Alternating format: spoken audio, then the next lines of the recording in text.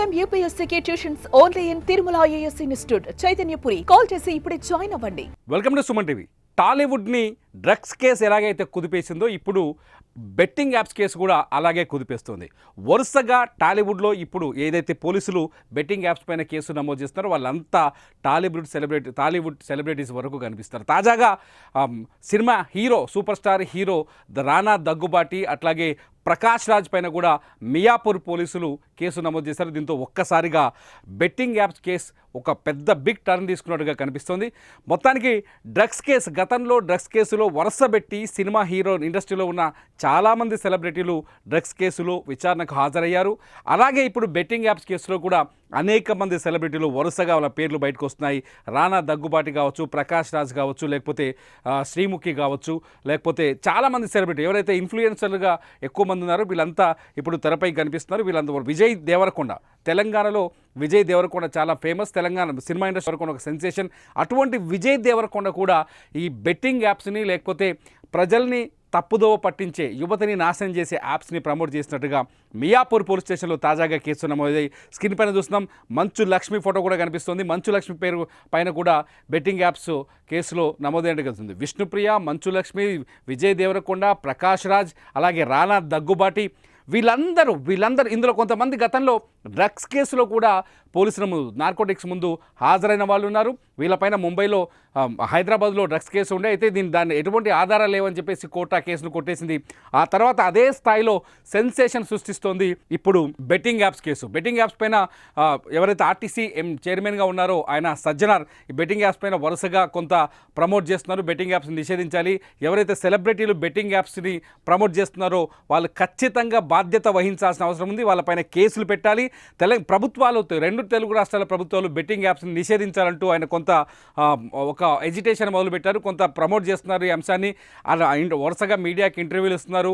అట్లాగే ఎవరైతే బెట్టింగ్ యాప్స్కు వ్యతిరేకంగా ఉన్నారో ఇన్ఫ్లుయెన్సర్లు వాళ్ళ మద్దతు కూడా తీసుకుంటున్నారు. ఇప్పటికే కొంతమంది సినిమా సెలబ్రిటీలు బెట్టింగ్ యాప్స్ ప్రమాదం అంటూ కొన్ని వీడియోస్ రిలీజ్ చేశారు. కానీ సినిమా ఇండస్ట్రీ నుంచే ఇప్పుడు ఏకంగా సినిమా ఇండస్ట్రీ నుంచి ప్రకాష్ రాజ్ లాంటి, అంటే సమాజంలో ఏ చిన్న ఇన్సిడెంట్ జరిగినా ప్రకాష్ రాజ్ మీడియా ముందుకు వస్తాడు, లేకపోతే ట్విట్టర్లోకి వస్తాడు, లేకపోతే ఫేస్బుక్లోకి వస్తాడు, ఆ ప్రపంచానికి అంటే సమాజానికి నీతులు చెప్పే ప్రయత్నం చేస్తాడు. అటువంటి ప్రకాష్ రాజ్ కూడా ఇప్పుడు బెట్టింగ్ యాప్స్లో అడ్డంగా ఆయన పైన కేసు నమోదైంది, ఆయన కూడా బుక్ అయ్యాడు. దగ్గుబాటి రానా దగ్గుబాటి తెలుగు ఇండస్ట్రీలో ఒక పాపులర్ సినిమా ఫ్యామిలీకి సంబంధించిన వ్యక్తి. వాళ్ళకి సినిమా ఇండస్ట్రీలో తెరగని చరిత్ర ఉంది, వాళ్ళ తాతల కాలం నుంచి తరగని చరిత్ర ఉంది. అటువంటి చరిత్ర ఉన్న రానా దగ్గుబాటి కూడా బెట్టింగ్ యాప్స్ ప్రమోట్ చేస్తున్నట్టుగా పోలీసులు భావిస్తూ ఆయనపై కూడా మియాపూర్ పోలీసులు కేసు నమోదు చేశారు. ఇకపోతే విజయ్ దేవరకొండ తెలంగాణ ప్రాంతానికి చెందిన సినిమా నటుడు. విజయ్ దేవరకొండ ఒక సెన్సేషనల్ నటుడు. ఆయన యాక్టింగ్ కావచ్చు, భాష కావచ్చు, యూత్ ఫాలోయింగ్ ఎక్కువగా ఉన్న నటుడు విజయ్ దేవరకొండ కూడా ఇప్పుడు బెట్టింగ్ యాప్స్లో అడ్డంగా ఇరుక్కుపోయినట్టుగా తెలుస్తుంది. విజయ్ దేవరకొండ పైన కూడా ఇప్పుడు మియాపూర్ పోలీసులు కేసు నమోదు చేశారు. ఇకపోతే మంచు లక్ష్మి ఇటు సోషల్ మీడియాలో కావచ్చు, డిజిటల్ మీడియాలో కావచ్చు, అటు సినిమా ఇండస్ట్రీలో కావచ్చు కాస్త సెన్సేషనల్ అని చెప్పాలి. మంచు లక్ష్మి పైన కూడా ఆమె కూడా బెట్టింగ్ యాప్స్ని ప్రమోట్ చేసినట్టుగా పోలీసుల దగ్గర సమాచారం ఉంది. వీళ్ళందరూ ఎవరైతే నిజానికి మీడియం అనేది ఒక మంచిని వ్యాప్తి చెందించే విధంగా ఉండాలి, ఒక మంచిని ప్రచారం చేసే విధంగా ఉండాలి. కానీ ఈ మీడియం ఇప్పుడు ఇటువంటి సినిమా స్టార్లు వీళ్ళంతా మంచి కోసం మాట్లాడాలి, కానీ వీళ్ళంతా యువతని నాశనం చేసే బెట్టింగ్ యాప్స్ని ప్రమోట్ చేశారు. బెట్టింగ్స్ వల్ల నిత్యం కనీసం 10 ఆత్మహత్యలు జరుగుతున్నాయి. వచ్చే మార్చి 22వ తారీఖు నుంచి ఐపీఎల్ ప్రారంభం కాబోతుంది. ఐపీఎల్లో మళ్ళీ బెట్టింగ్ యాప్స్ వేల కోట్లు దండుకోవడానికి రెడీ అవుతున్నాయి.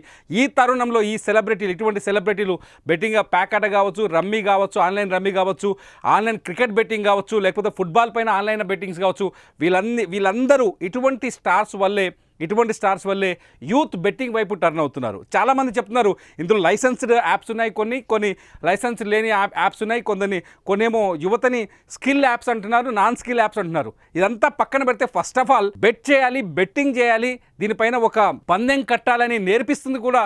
ఏ యాప్ అయినా పందెం కట్టాలని నేర్పిస్తుంది. ఈ పందెం అలవాటు చేయడం వల్ల యువత జీవితం నాశనం అయిపోతుంది. గ్రామీణ ప్రాంతాల్లో కడప, కర్నూలు, నిజామాబాద్, అట్లాగే కరీంనగర్ ఏరియాల్లో చాలా చోట్ల ఇటువంటి కేసులు వరుసగా మనకు కొత్తగూడెం ఇటువంటి ఏరియాలో రూరల్ ఏరియాలో కూడా ఇటువంటి బెట్టింగ్ యాప్స్ కేసులు అనేకం రిజిస్టర్ అవుతున్నాయి. బెట్టింగ్ యాప్స్ వల్ల కుటుంబాలు కోల్పోతున్నారు, ఆత్మహత్యలు చేసుకుంటున్నారు, ఫ్యామిలీలు ప్రాణాలు తీసుకున్న సందర్భాలు అనేకం ఉన్నాయి.